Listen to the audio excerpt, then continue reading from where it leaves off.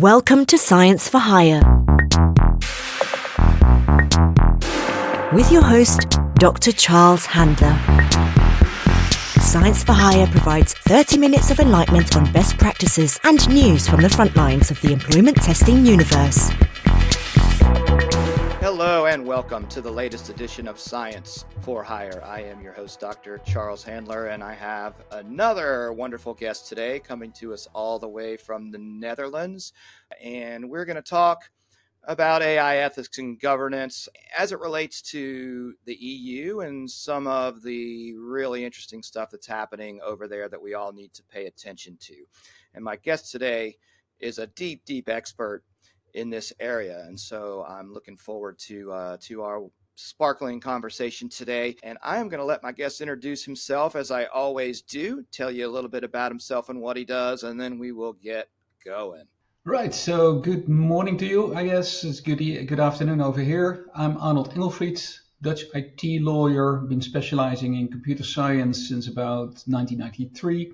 Did a lot of work on computer software, open source, algorithms, and so on. In the last couple of years, I've been working exclusively on artificial intelligence and the regulation thereof, which is particularly pregnant with the AI Act coming up probably next year. Yeah, and you have a book that's about to come out. I registered to learn when it actually comes out, but tell us a little bit about your book. I think that'll be a really good framework to help with our conversation today, and of course want to give you the opportunity to share with our audience.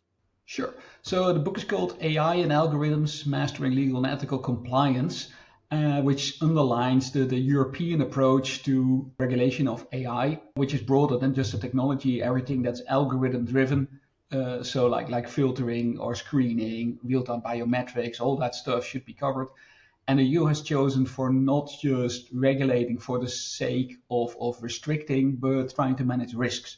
And those risks, they derive from what we call the Charter of Fundamental Rights, which is like the Constitution of the European Union, where they would put things like human dignity, data privacy, and so on. So they try to regulate based on the perceived threats to humanity in terms of computers taking over, you being deprived of due liberty and the due process and things like that. So the book tries to put in a practical framework of achieving that, which is where you take the law and the underlying ethical concerns, and I've put them in a 7-point framework where each of these aspects comes along, like data privacy and governance, transparency, technical robustness, and those things, to put things in context, including a checklist and a process to make sure that you can easily comply with the new law. Yeah, that's really good stuff. And so, this area is so important as we enter into what's really some uncharted territory that could be a little scary, but also beneficial, right? I just always talk about the dualities of how much these things have value for all aspects of humankind, but also the risks, right, which must be managed. We're seeing more and more governance frameworks and legislation, related to that. But I'll say I've been thinking a lot about this, and there's a fundamental thing that is happening. I liken it to, this fourth industrial revolution, to the industrial revolution that happened, say, the turn of the century, where we had all this new technology. Some people were really scared that it would take their jobs. In fact, it actually created more jobs. But the aspect that I want to focus on, and again, somewhat of a guiding thing for our conversation, is that there was little to no regulation, right? We just began polluting the environment. We began creating value for society through technology, but no one really seemed to care about what was happening to our environment. There's just so much collateral damage. And we have stepped up regulation, thank goodness, to help with that, but we still can't keep up, right? The regulation and the oversight is not making a significant difference at this. Well, it is making a difference, and hopefully it will accrue to where the two things catch up. But I liken the AI governance kind of to the same thing, because you know what? It's all driven by economics, and economics tends to trump ethics and morality and all that, unfortunately, all the time, right? It's just that the creating the value for society, the capitalistic nature of things is such that that kind of stuff comes first. And so we need to do everything we can to kind of stave that off and make sure these two curves of governance and technological advancement are very close to one another. And so I look to the EU really as a leader. If you think of GDPR, that is a standard that's being adopted in the US, even though it's not actually mandated, right? So I look to the stuff that's going on in the EU as a really important step. And I don't know as much about it, and I'm sure you know a ton about it. So I want to listen to you tell us a little bit about what's going on with the EU guidelines for trustworthy AI, and tell us all about that and how it's impacting things in Europe. Yeah, so with the risk of this becoming a long story, but the regulation of AI is something that's been talked about since I think the early 2000s. Although we didn't call it AI, we're calling it AI on and off. And then it's smart cities, it's Internet of Things, all that stuff. But the last couple of years, I think since around 2016 or so, it's been called AI again with the breakthrough of big data, cloud computing, etc. Suddenly you could call it AI again. So it's been on the uptick. It's also coming together with the rise of big tech. I mean, big tech and unlimited capital, unlimited calculation, etc. They will just push out new products, whereas 20 years earlier, you had to do a lot of stuff to go to market. So this has been going very fast. It's very hard to understand. It's very powerful, and it's been pushed by people that don't seem to care much about ethics. If you look at big tech, that's the biggest criticism. And then so in 2016, there was this Cambridge Analytica scandal, which was a big prompt for a lot of politicians, to intervene and say, hang on, you can actually manipulate elections now and use AI-driven software to push us to vote in favor or against. That shouldn't be happening. So the EU in 2018 started working on regulating AI, which is earlier than most people think, but these things take a long time. So they started with the fundamentals of saying, why should you regulate AI? And what is the key driver for regulating? You don't want to kill a new innovation because you are scared of the effects, but you also don't want, let the bad things happen and then regulate it, which is the US approach. You let everybody fly free, and then people die, and then you make a law. So that's one way of doing it, but it's not the European way. So what happened actually is they went back to the fundamentals, like the Constitution, the Charter, we call it, where we said, we have these fundamental human rights, and AI shouldn't be we shouldn't be risking those or giving those because suddenly it's happening with technology. So you can't violate some human rights when you have a candidate from HR and you dropped and you say, you're the wrong race or gender or whatever, we can't have you. That's illegal. So if you do it with AI, it should be illegal as well. So then we got into the whole discussion of ethics, which is where a lot of these discussions have been playing in the early 2020s. Some call it like ethics washing, you gotta have ethics and then you keep doing the same stuff. But this was a bit more serious.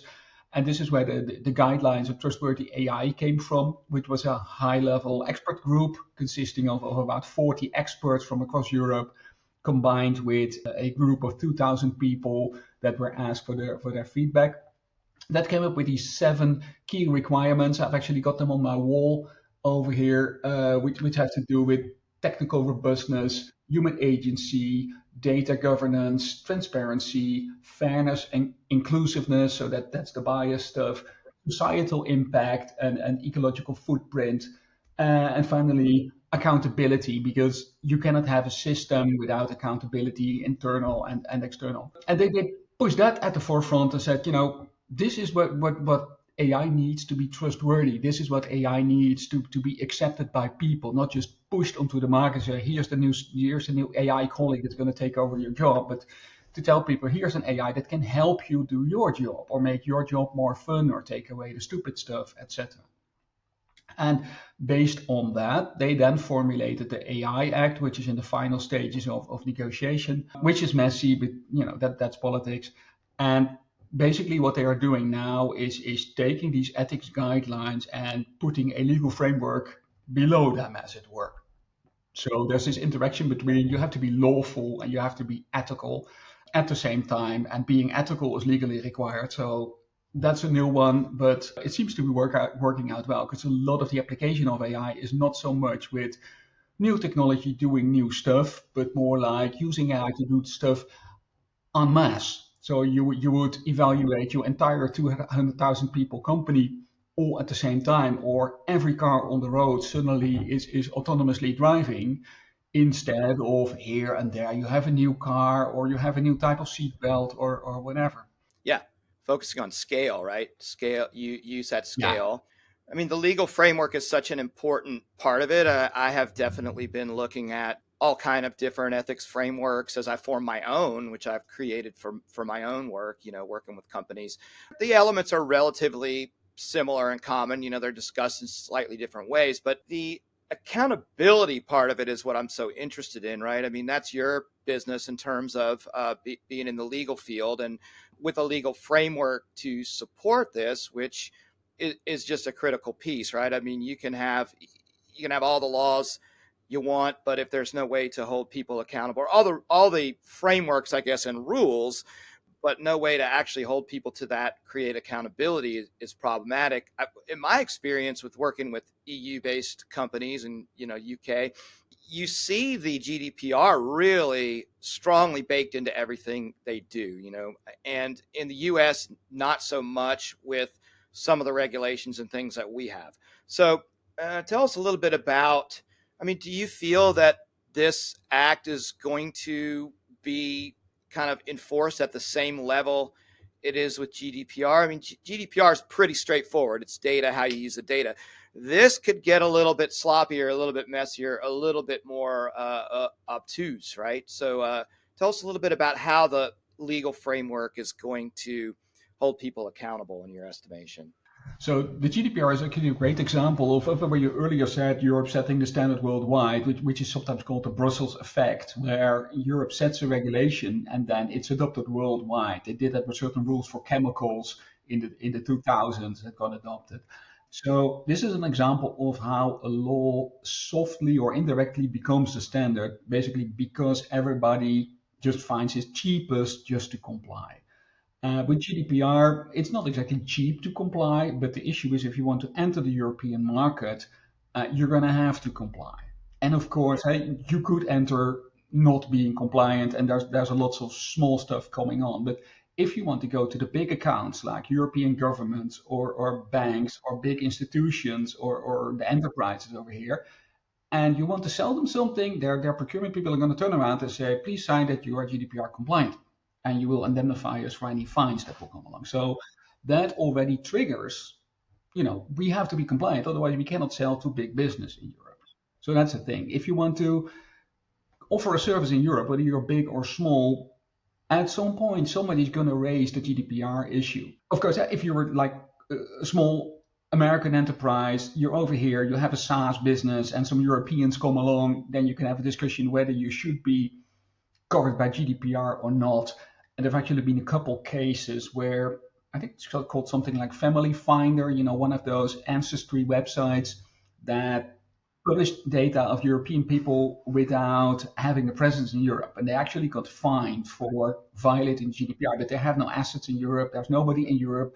So, you can't really have that. But once you get a little bigger and you want to do business in Europe, you want to sell ads from business in Europe, you're going to have to be GDPR compliant. Yeah, so with the AI, we see the same thing happening where the American companies have AI systems for whatever purposes. You want to sell them on the European market because it's like the biggest market in terms of consumer size or buying power.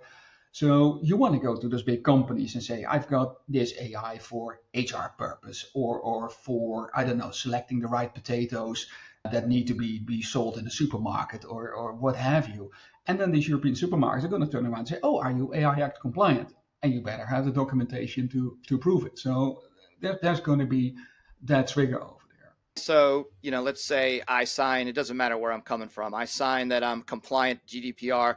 I'm actually not, I just signed it. So is there an automatic auditing process, or is it kind of like in the US that it's the luck of the draw that somehow someone might complain and then you get audited later, so that I could just say I'm doing this and hope that nobody finds out? Is that the case? So what is happening is The AI Act says that if you're the European company that's purchasing the AI from the USA or wherever, not only do you need to make sure that your upstream is compliant, you as a European company need to have the documentation even when the supervisory authority comes along. So what these purchasing people are going to do is when you say, yeah, we're compliant, I'm going to say, okay, please send us the documentations and then we'll sign the contract. And if you don't have the docs, you're not compliant. So you would have to fake the docs and all the stuff because the European guys are going to be hit with the fine and they want to turn around and get it from you. So if you're a fly by night, that's not good. So there's the possibility that the supervisor might just pick you out for a random check. But I think most of this stuff is going to be like scandal driven. If your algorithm turns out to be very biased, then you're going to be investigated. But if you're nicely chugging along, you just have to do this compliance because your customers ask for it, or you want to say in the market, to the consumers in Europe, trust us, we are certified. And then the competitor is going to come along and say you're lying, and I have to prove, and then there's going to be a lawsuit. Right. So look, one of the things that's really interesting is transparency, right? What the heck is this thing doing, right? So let's say under this new act, I have a deep learning model. It has an output I can audit, but if I want to audit what the hell's going on inside that black box, I mean, is the EU Accountability Act going to, because some of that stuff's kind of unexplainable in some sense. You could talk about the parameters that are going into it, right? But how it actually creates that is like, it seems like that's an impossible ask in some cases. So how's that going to play out as far as the accountability part? How do you see that? So this is what's called the principle of transparency in those guidelines that I mentioned earlier, that your AI has to be transparent in how it got to its conclusion. So you can have a black box, but then you would have to have like an XAI, explainable AI module put on top, which will then run back and say, okay, so this was the reasoning. There has to be a reasoning, there has to be an explanation or something like that. So on the paper level, the formalities level, this problem is solved. The problem that I see with these systems, this is really fundamental, is that in many cases, the explanation doesn't really make sense. So we over here in Holland, we have a system where they use AI. So we have these automatic self-checkout things. I'm sure you have the same thing. And they pick people out, and there used to be a random check. So if 1 in 10, you would get scanned, and somebody would come over and say, I have to check your bag. Nowadays, they're trying to do it with an AI system, which looks at you with biometrics and tries to basically guess whether you are a shoplifter. And if so, it will alert somebody and will check you. So then the explanation, they can give you that. It's like, well, you're wearing a coat. It's like 100 degrees Fahrenheit out there. You've got a potato and a piece of chocolate, so you must be a thief. Which is the thing. This is what the statistics show, but you cannot explain to people you have a potato and a piece of chocolate, therefore you must be a thief. That logically that doesn't make sense. And this is an unsolved problem because it's unclear whether you should have the reasoning that humans would have, or whether it should just be, reasoning. We have X and Y and Z, and that gives us this indication.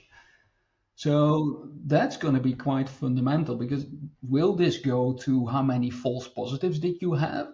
Which in turn opens an enormous can of worms, because if you start checking people, then you're going to find positives, then you're going to find people that are shoplifters.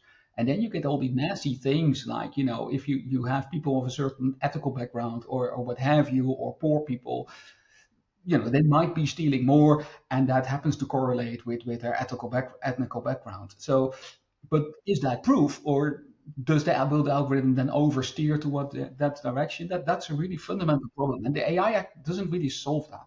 Yeah, well, yeah, and that's kind of where I'm getting, is in terms of that. It's the intentions are really good, and I'm sure there will be good accountability, but some of these issues are getting so complicated, just like what's happening in the black box is complicated or unexplainable. It's going to make it harder and harder on us, and that's where I see that. Look, my interpretation of this, or in practicality, is I believe organizations need to police themselves and have their own adherence to these standards without necessarily expecting regulatory bodies to do it. Let's hope that is a big piece of it. I think I'm starting to see that concern amongst companies that I work with and what you read about. But but how do we know for sure? So those are some of the new things that we're entering into. But boy, without these kind of frameworks, without these, requirements for accountability, then it's just even worse. So I'm curious, what kind of cases, to the extent you can discuss it, I mean, what kind of cases do you work on related to this stuff, and how do those come about? I think our listeners and myself are really curious as to what the legal in real life, and that you can touch and feel and talk about how some of these AI ethical and legal things are playing out in terms of real people and companies. Yeah, so that makes sense. So the basic business case, if you look very generally for AI, is to do things en masse that you would previously do by hand. So you replace cognitive functions.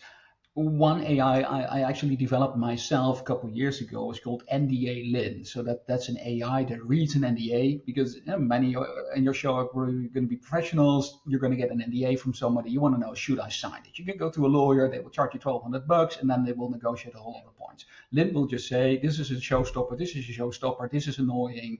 Change this to New York law, and you're done. It will actually give you a red line. So I basically there automated the, for me, annoying function of reviewing NDAs, because I've counted like 8,000 NDAs in my lifetime. That's more than enough for everybody.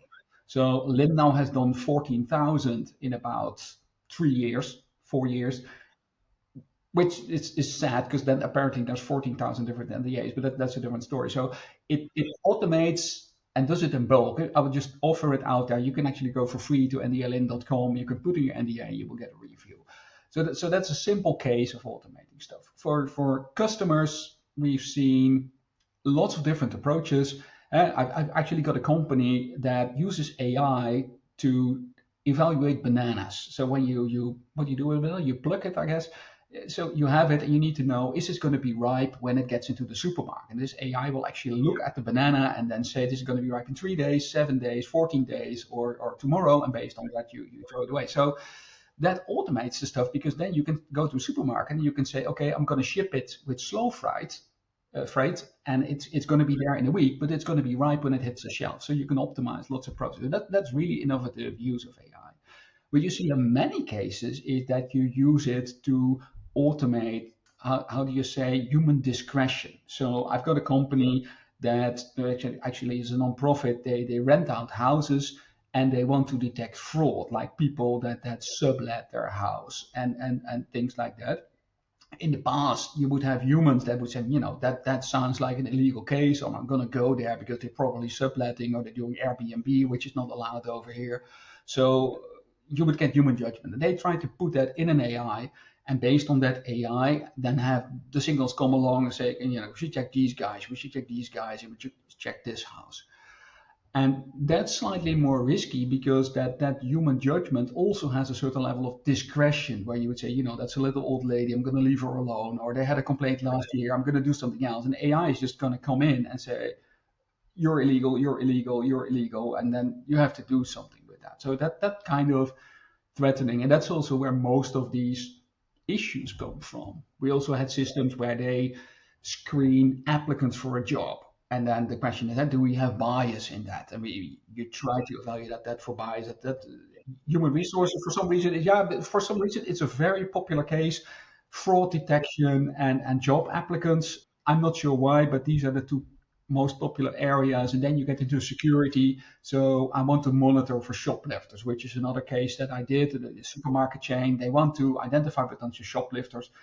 And then it becomes like, should you count that somebody's wearing a raincoat? Does baldness, should that be a factor? Can we look at skin color, or can we look at type of shoes that you wear? Right. So companies come to you more for necessarily protection, to say, here's what we're doing, help us make sure this is going to work, well. And so I'm sure you look at, where did the training data come from, and that kind of thing. So tell us do you actually look at, in your company, or look at the data and look at where the training data came from? So to what extent do you dig into this stuff to give them your opinion, and then do they listen? Do they listen, right? So as a legal counsel, it's always hard. People will listen to you, and then they will do whatever they want, but at least you've given your advice, of course. You know that if they stick within those boundaries, they should be okay. But sometimes they just come along because they want to show we've gotten an opinion and then they move on. But what we usually do, we get many AI producers, so companies that put AI on the market that want to make sure are we AI Act ready. So that, yes, that means looking at a whole lot of Excel sheets, where do you get the data from? But it's a lot of talking to people with it, because then they will say, we scraped the internet, or we've taken 10 years of video camera and we've identified shoplifters. And then it turns out there's people on there that are not shoplifters at all, but it got mislabeled. So you need to work on provenance of data. Where did you get it? What was the quality standard and so on? So that's basically how we got to the book and the framework that's in there, because you want to formalize this stuff. When you do this for a long time, you want to, make it like a checkbox. So you can get a new colleague to do it. You can go to a customer and say, here, you can do it yourself. And they actually like that a lot. Oh, cool. So, and you mentioned HR, you mentioned hiring. That's great. That's a great, segue or prompt for me, because of course the show is about hiring, and in the broader context, hiring is so much embedded in all the contextual things we've spoken about already.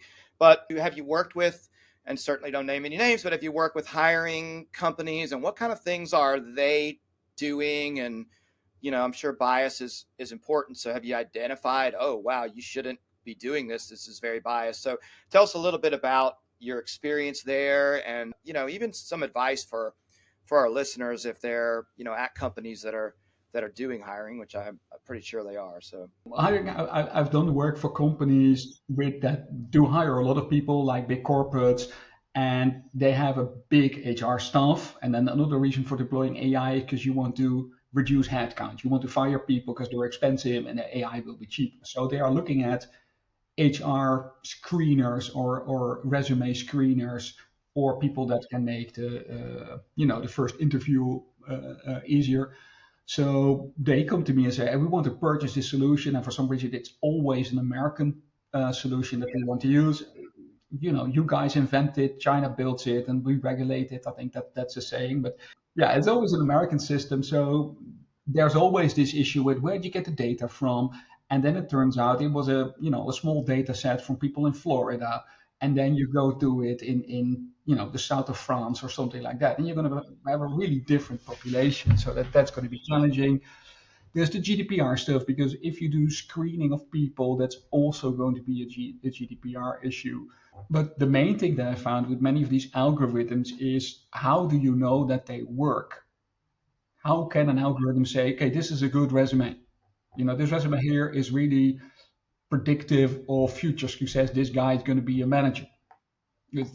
I've been told by people that know better that you cannot know that from a resume. But then these AI companies said, oh yeah, we can, because AI. So there's a lot of snake oil out there.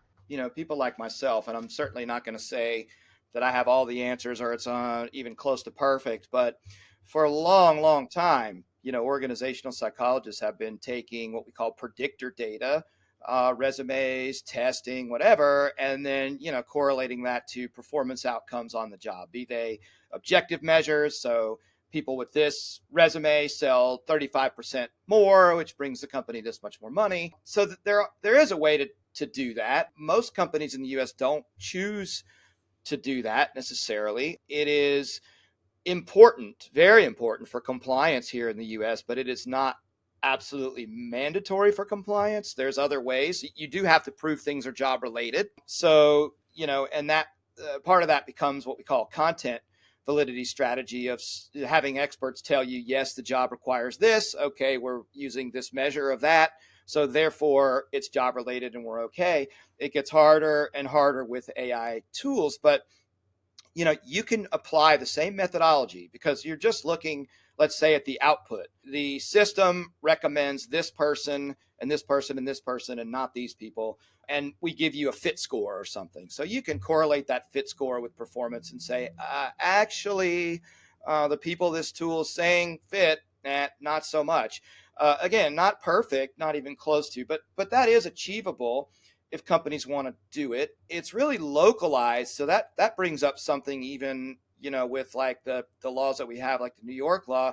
It's localized to an individual situation. You can't always extrapolate and say just because the resume tool worked here, it's going to work everywhere. And I think that's one of the things you talked about. So to me, to my point earlier, it's incumbent on organizations using these tools to do their own studies locally to see what's happening. So that's the biggest challenge, yeah, to get an organization to go there. believe me, I know.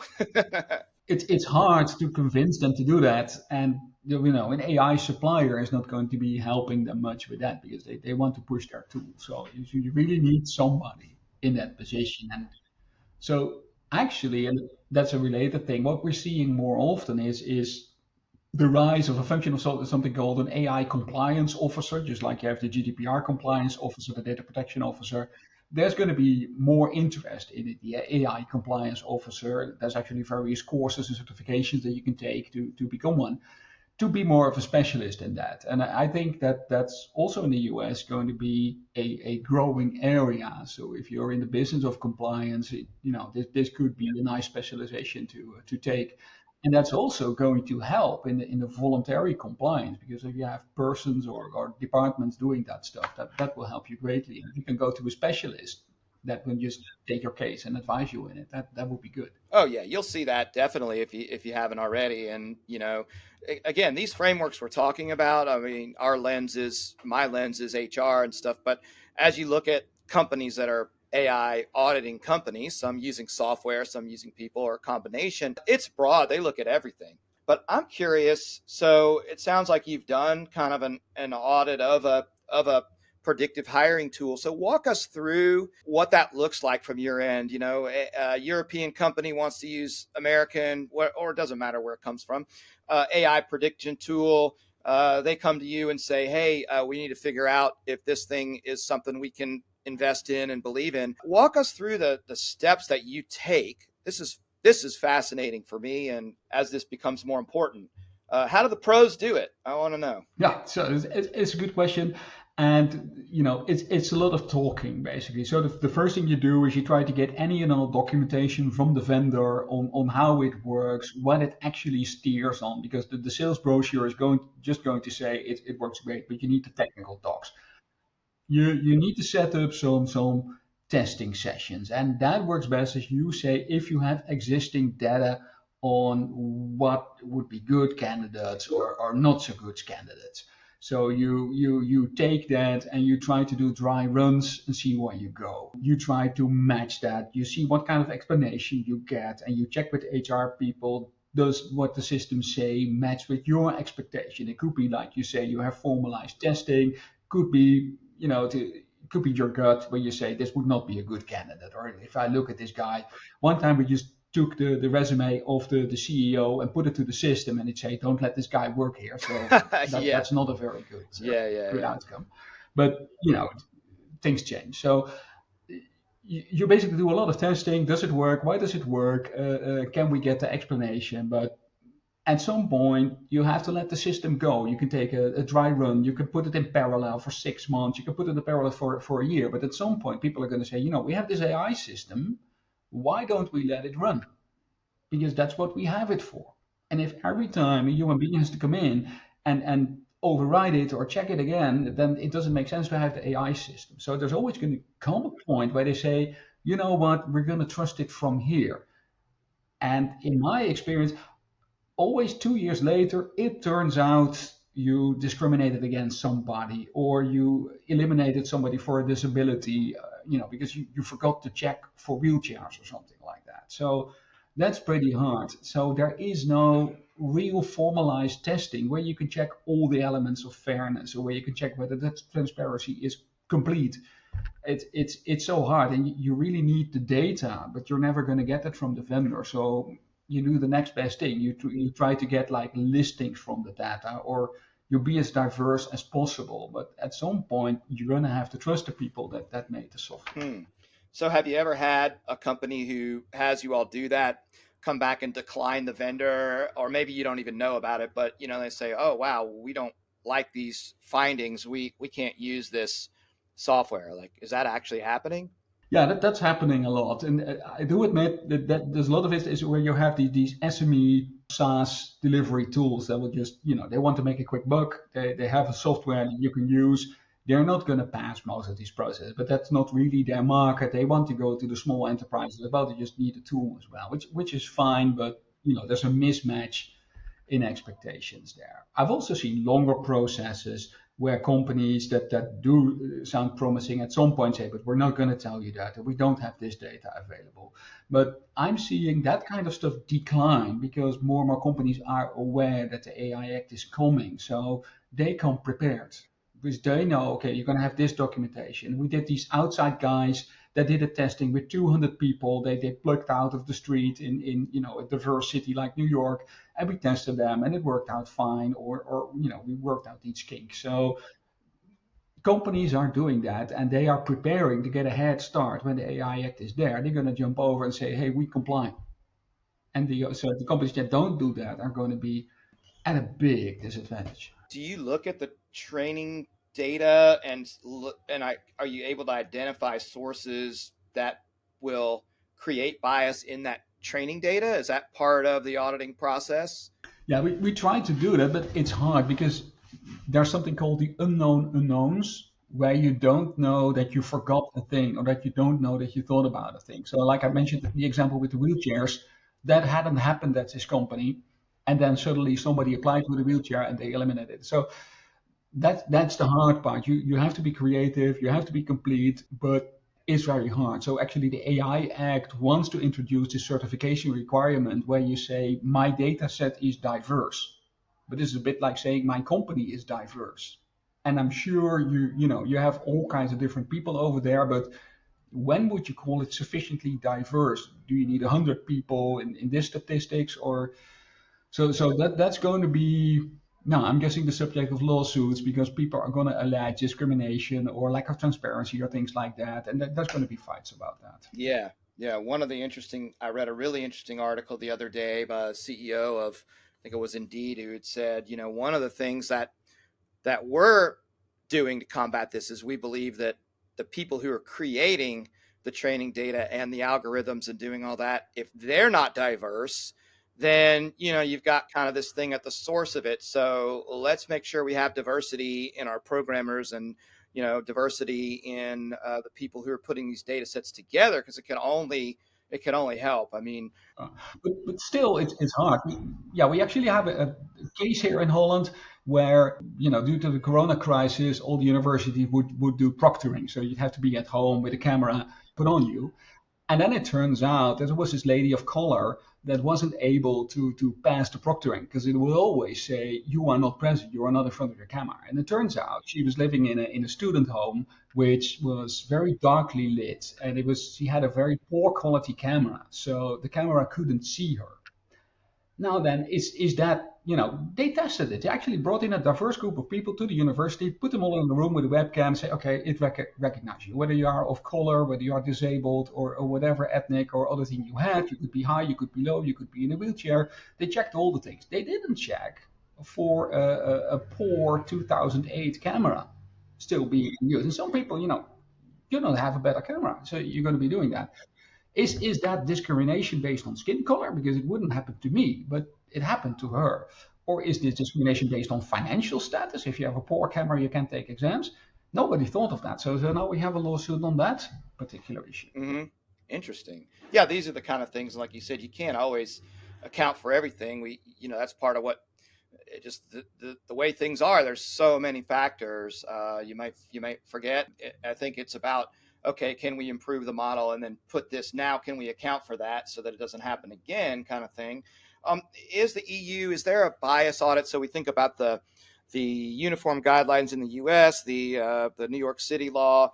It's that the percentage of one group passing versus another kind of audit to look for a really clear indication of bias. So does the EU law have something like that? These kind of tests that look at ratios?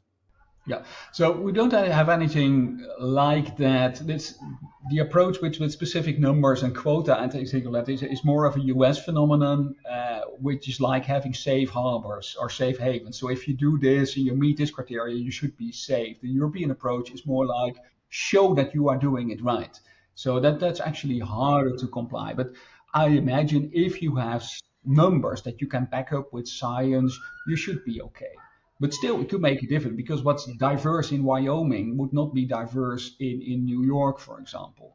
So that could still be a challenge. Yeah, well, you throw a wrench in there of, okay, well, people work remotely. There may be a company in Wyoming that has people all over the world working for them, kind of thing. So there are definitely a lot of complications. None of this stuff is easy, as I brought up before, but boy, that doesn't mean you can just ignore it. There's definitely, I think, the mindset of do it and ask for forgiveness later. And even in the US, the fines and issues that you do have for these violations are not, if you're a big business, they're not going to hurt you too bad. It's probably the PR is probably the worst part if that happens. So, the New York City law is the first one that we've really seen. I mean, Illinois has one, Maryland has one. They're around video interviewing or facial recognition, but the New York one is a new one. It doesn't have a lot of teeth, to be honest, but companies are very concerned about it. So, is that something that ever comes up in your practice, or is it too far removed?